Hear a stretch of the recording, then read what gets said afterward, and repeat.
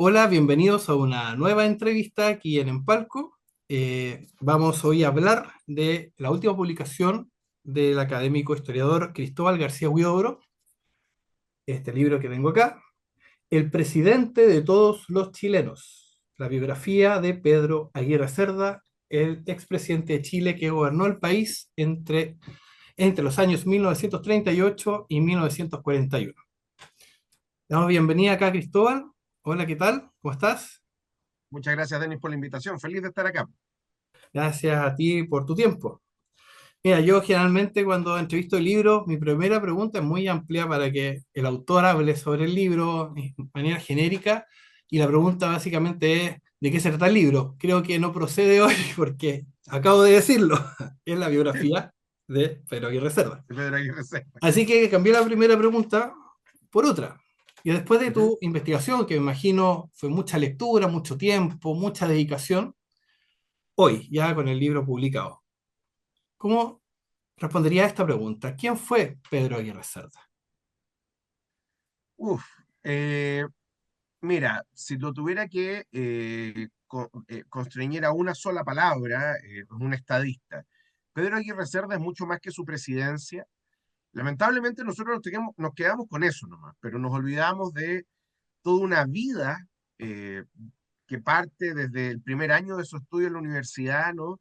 Haciendo clases, una vida como profesor, como abogado, como político, como gestor de muchas actividades, como estudioso, como académico, como, como hombre también. Entonces, eh, tendemos a centrarnos solamente en su presidencia y en lo que hizo, lo que pudo haber hecho y lo que se quedó a medias de hacer, pero en realidad Pedro Aguirre Cerda es un hombre muy completo, quizá uno de los pocos presidentes intelectuales que ha tenido nuestro país.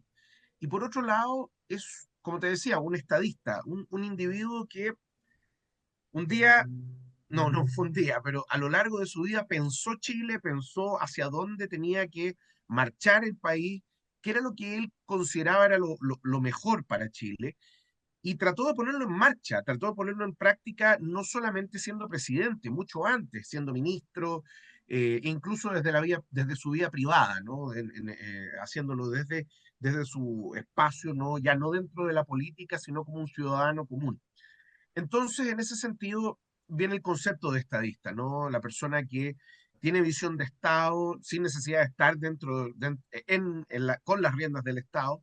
Es una persona que planifica no a un periodo presidencial, sino para varios años hacia adelante, y que, como te decía, es mucho más por lejos que simplemente los 3 años, poquito, casi corto en 2 días, en un mes, no sé, de presidencia, ¿no? 2 años, 11 meses. Porque en ese sentido, Pedro Aguirre Cerda es quizá uno de los principales personajes, no el único, no el más importante, pero uno de los principales personajes de la primera mitad del siglo XX que va a marcar a Chile y que esa marca va a quedar por décadas posteriores. Y entonces, ¿de dónde surge esta inquietud tuya para abordar y hacer un trabajo súper profundo? En realidad, bueno, leí el libro y, bueno, uno nunca puede decir en una historia que este es el último trabajo de Ah, algo, no, imposible. por eso el libro tiene el disclaimer, una Una biografía de biografía, Pedro sí, me di Aguirre Cerda. cuenta, obvio, Sí. sí. Eh, pero, entonces, ¿dónde surge, volviendo a la pregunta, por qué Pedro Aguirre Cerda? O sea, entiendo por lo que acabas de decir, muy interesante personaje, pero ¿cómo Ujú. llegaste a él?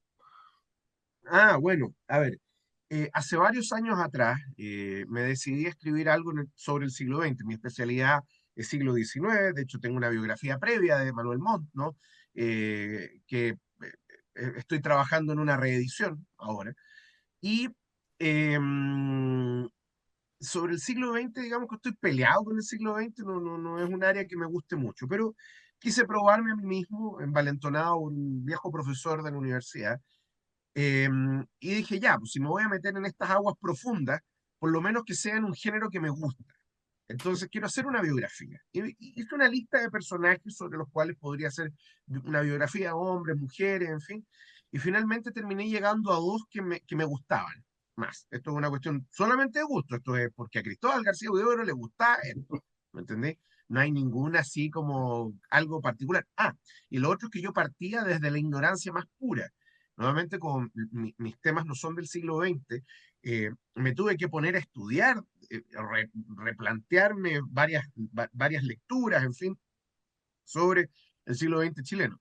Y la cuestión es que llegué a dos finalistas, Pedro Aguirre Cerda y Arturo Alessandri Palma.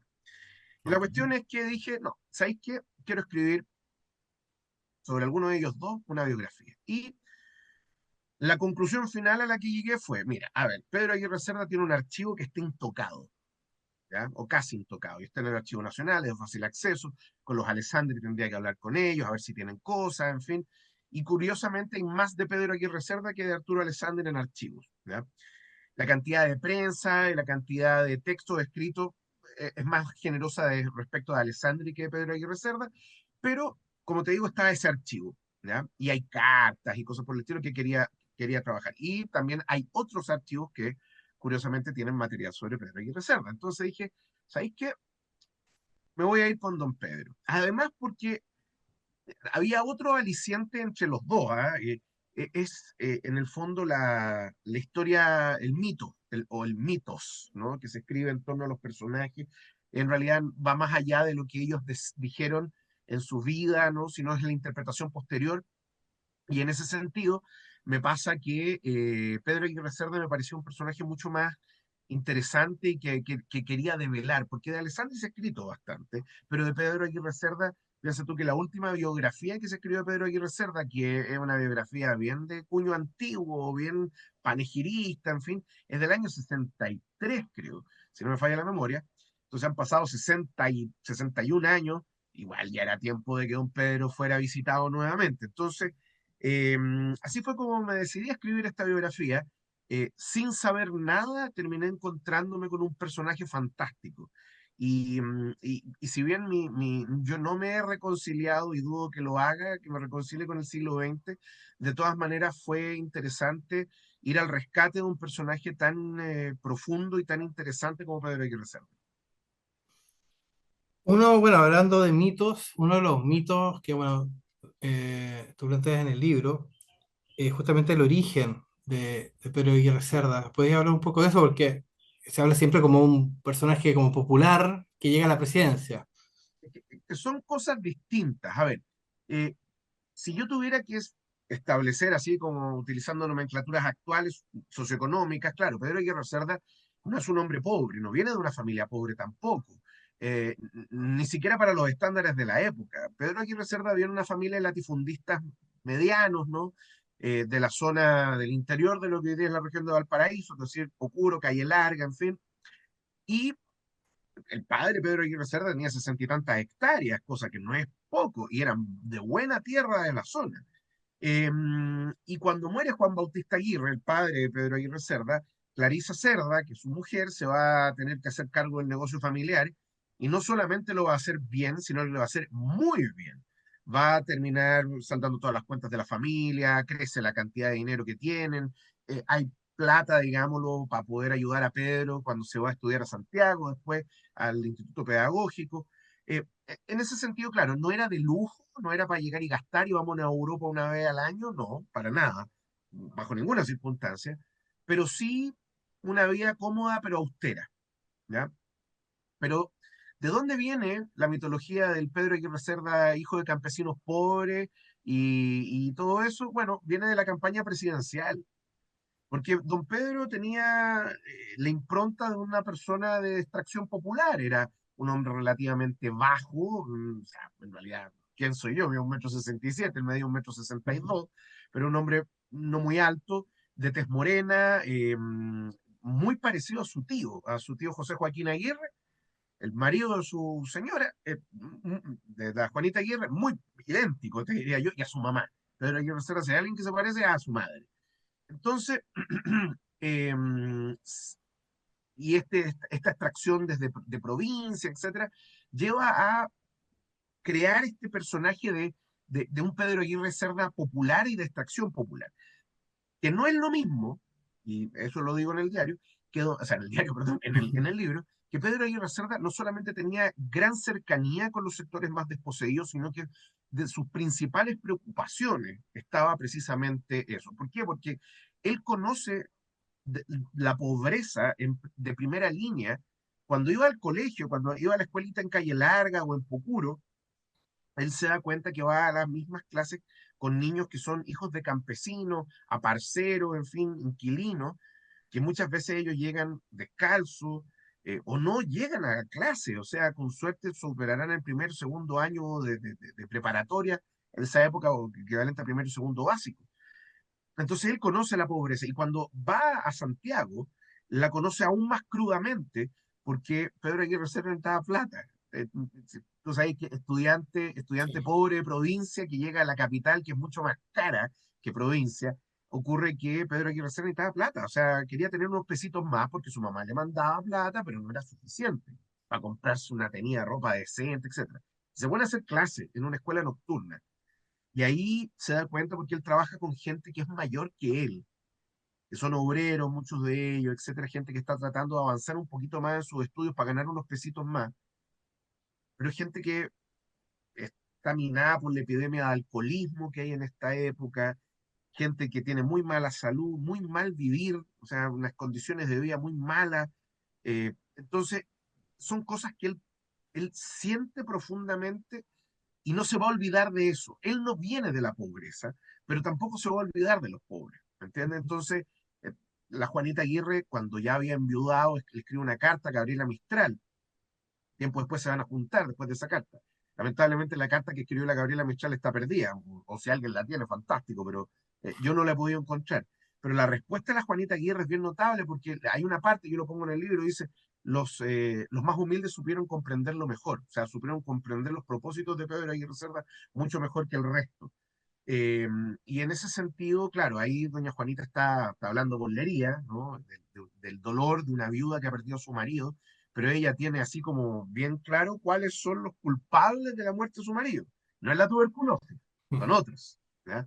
No es un tema de conspiración, sino que es la gente que le hizo la vida imposible a Pedro Aguirre Cerda durante el último año de su gobierno. Entonces, en ese sentido, yo te diría que claro, está esa idea de la pobreza, pero ojo, no hay que confundir. Una cosa es la campaña política y lo que levantó el Frente Popular, que en definitiva para acercar al candidato, lo mismo que el paleta Alessandri, porque había que decir que Jorge Alessandri era paleteado y en realidad era un hombre muy huraño, muy correcto, muy por lo demás trabajador, etcétera.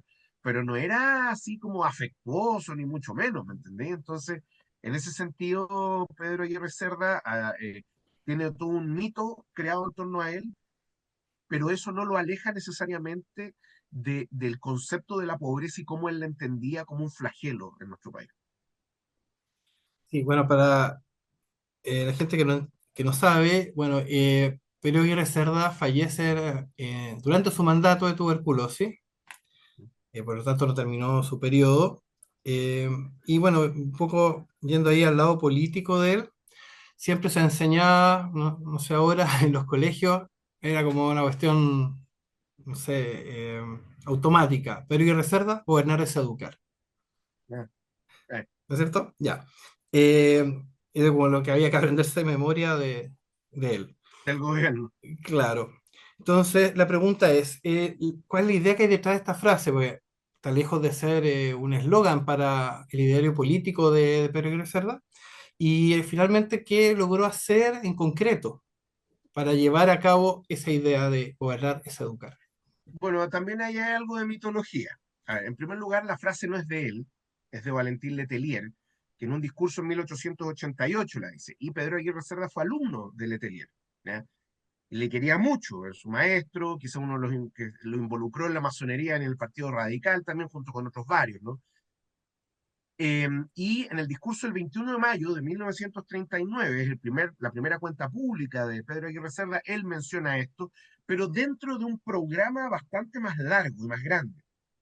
Por algún motivo, la idea de que Pedro Aguirre Cerda fuera profesor y tuviera esta intención de aumentar la matrícula y expandir la educación en Chile quedó como una especie como de elemento que está permanentemente unido a él, pero a ver, ni por lejos era una de las únicas preocupaciones de Pedro Aguirre Cerda.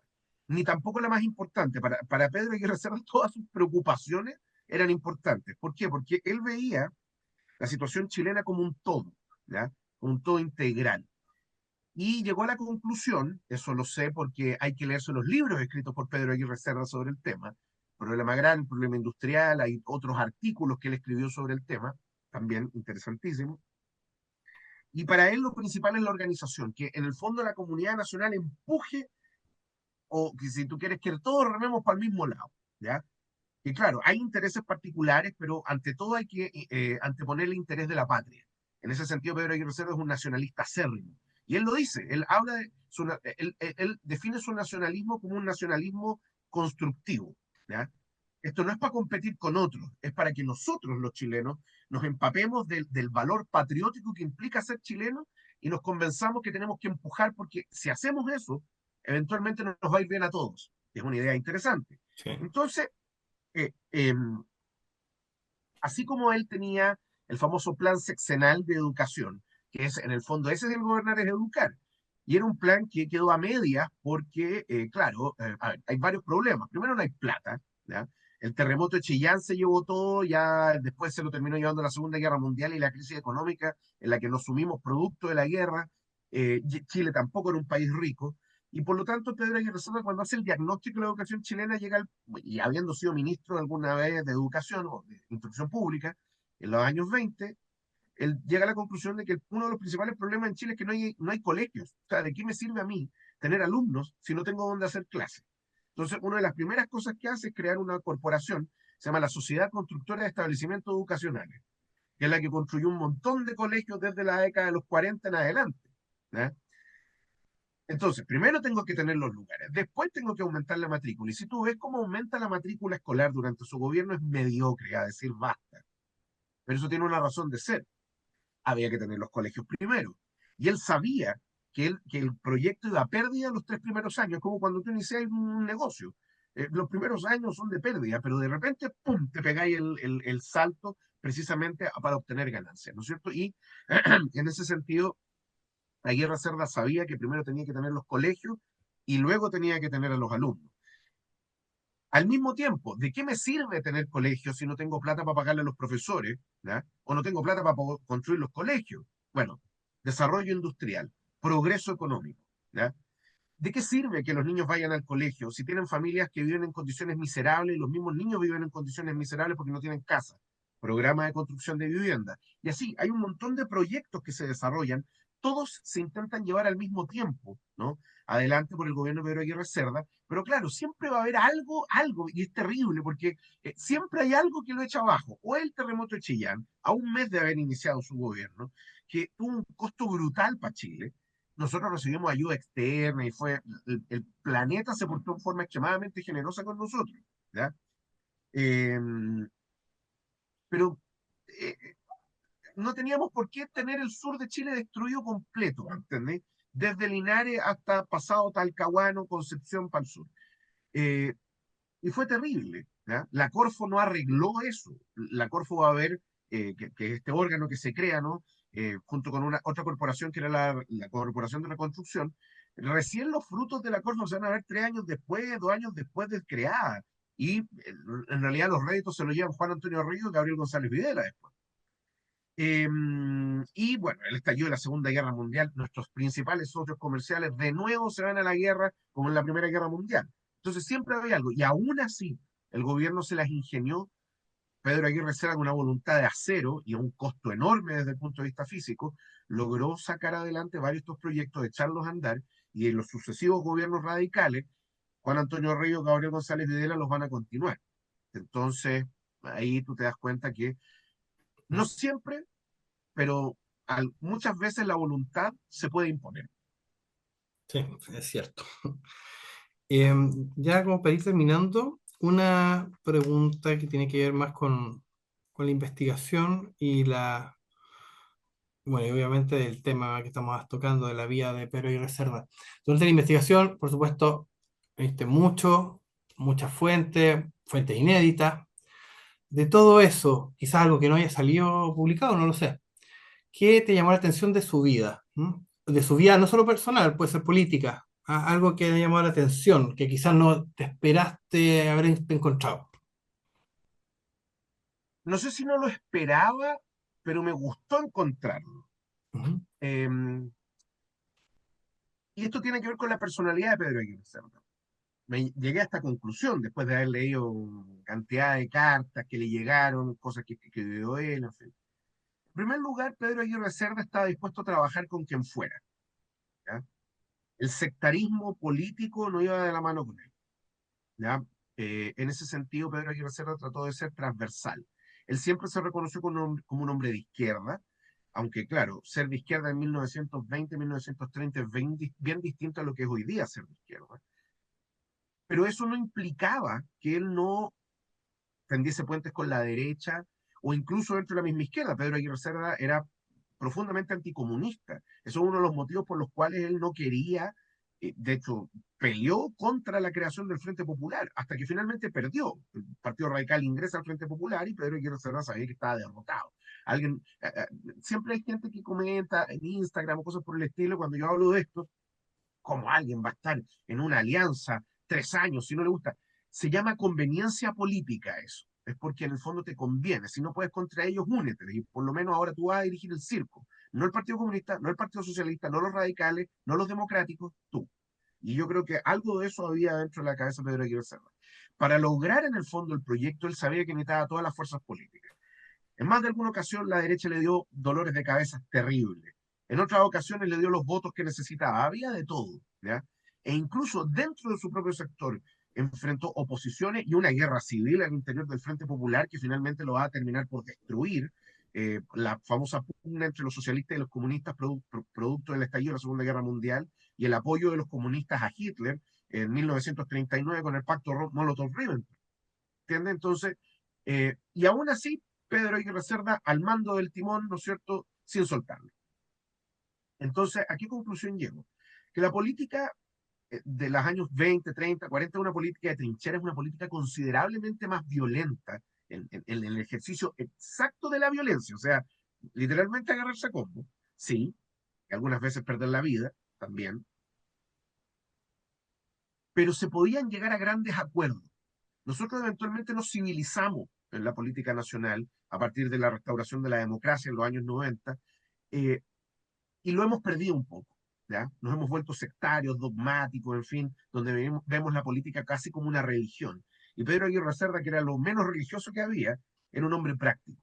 ¿Ya? Y decía, aquí yo quiero gobernar con todos los que estén dispuestos a llevar adelante lo que es un proyecto nacional que mejore las condiciones de vida de la población. Y y una cosita chica, bueno, no es chica para mí ni para Pedro Aguirre Cerda, pero quizá para la gente que nos escucha, nos está viendo. Uno de los proyectos menos conocidos, pero quizá uno de los más queridos de Pedro Aguirre Cerda, y lo he dicho en varias ocasiones, es uno que tiene un nombre muy malo, muy poco marketeable por lo demás, que es la Secretaría para la Defensa de la Raza, ¿ya? Y el aprovechamiento de las horas libres. En el fondo, es un proyecto maravilloso que buscaba darle entretención, esparcimiento y tranquilidad a las personas que no podían proveerse de vacaciones ni de un momento de tranquilidad, de asueto. Se construye un centro muy bueno en Santiago, donde está el Parque O'Higgins hoy día, en esa época Parque Cousiño. Parte de ese centro hoy día es el edificio de la Universidad Bernardo Higgins, que está ahí adentro en el parque. Lamentablemente demolieron algunas partes, sacaron un friso de Totila Albert, que era un gran escultor chileno, pero bueno, el cuidado del patrimonio nunca ha sido muy grande en Chile. Y eh,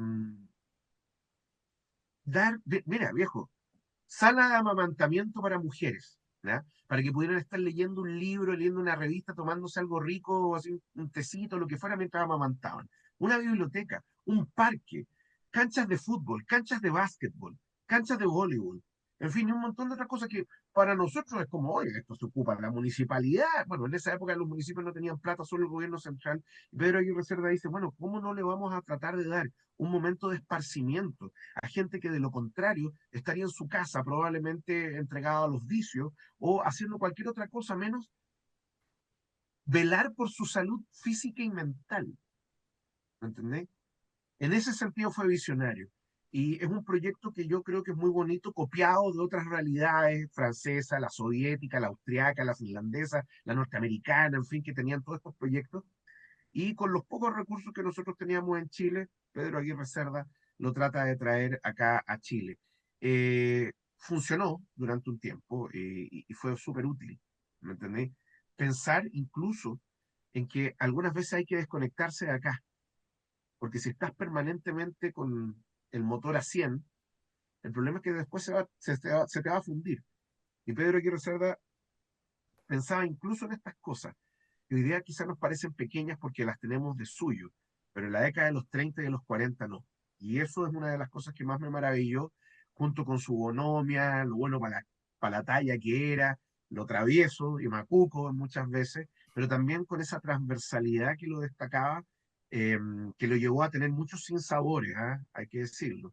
Incluso dentro de su propio partido, los radicales no se portaron bien con Pedro Aguirre Cerda durante su gobierno. Y era el primer presidente, o sea, el segundo presidente, porque estaba Juan Esteban Montero, pero el primer presidente que tenía por lo menos auspicio de poder llegar a terminar su mandato, pero claro, su salud terminó otra cosa. Eh, y eso, pues. Así que eso es una de las cosas más bonitas que encontré en el libro, y en la investigación, perdón, haciendo el libro. Ok. Bueno, damos entonces por terminada esta conversación, muy entretenida, por una cuestión de tiempo, lamentablemente, pues, está muy, muy interesante. Por supuesto, todos los interesados en ahondar más sobre la vida de don Pedro, acá está el libro, lo encuentran, por supuesto, en las librerías. Eh, Realmente está muy entretenido. Para Oye, que le Denis, interese el tema, muy, muy entretenido. Dime. déjame dar un dato porque el libro está casi agotado, ¿ya? De la tirada se han vendido mucho más de la mitad, Ya, pero les puedo dar datos, especialmente a nuestros amigos en regiones. Buscalibre tiene todavía varias copias, creo que van 64, 69 por ahí, y lo bueno es que tiene despacho a todo el país. Entonces, si no está en una librería local, de cadena, en fin, o lo que sea, se puede comprar por internet y pucha, es mejor eso que nada, ¿me entendí? por supuesto. Lamentablemente todavía nosotros vivimos con la idea de que Santiago es Chile, y claro, efectivamente acá quedan pocos, pero quedan libros, pero ¿qué pasa con la gente que no está en Santiago? Entonces, por eso te digo, por lo menos te doy el dato Busca Libre, y sé que la Antártica y la Feria Chilena del Libro también tienen buenos despachos, no sé si llegarán a Punta Arenas, ponte tú, pero sí llegan por lo menos hasta Temuco, y además también hay librerías ahí. Entonces, también es, bueno, las que leo están casi todas en Santiago, eso sí, pero hay una en Viña también, Sí, pero recomendado totalmente también que lo compren por internet. Yo sé que la idea es ir a la biblioteca, a la librería, sacar el libro y llevárselo al tiro, pero y no esperar. Pero también existen estos otros mecanismos para que no se queden sin su libro de Pedro Aguirre Cerda. perfecto. Muchas gracias. Un gusto, Víctor. Esperamos tenerte nuevamente acá en las pantallas de Empalco. Me preocuparé de escribir un próximo libro, no te preocupes. Perfecto. Gracias, Vale, Denis, que por esté la muy bien. invitación y un saludo a todos los que nos ven y que les vaya muy bien. Chao. Chao.